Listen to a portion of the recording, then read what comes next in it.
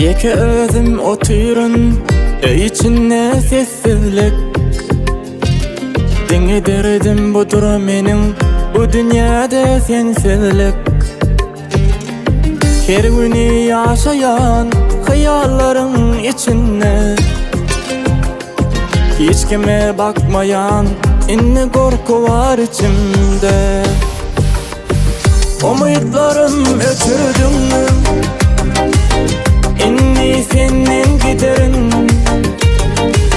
Neçe ağır devse de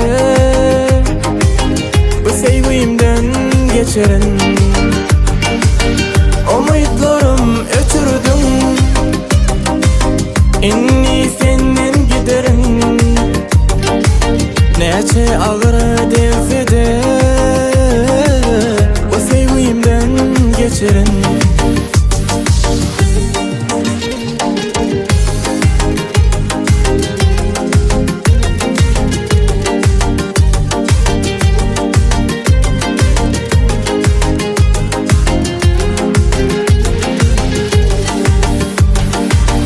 Henizem yadımdadır tutanım ellerimden.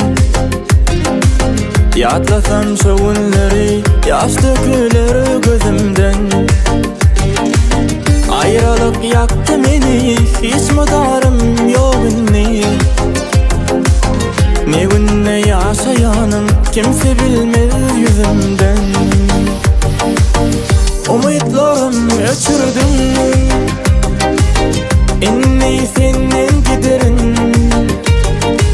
Neçe ağır devse de bu sevgimden geçerim. Umutlarım öçürdüm, inni senin giderin.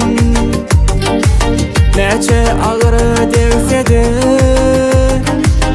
bu sevgimden geçerim.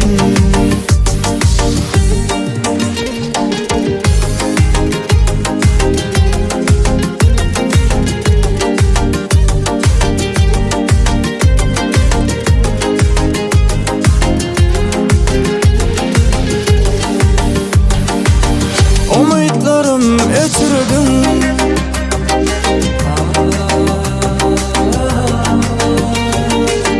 bana ağır devse de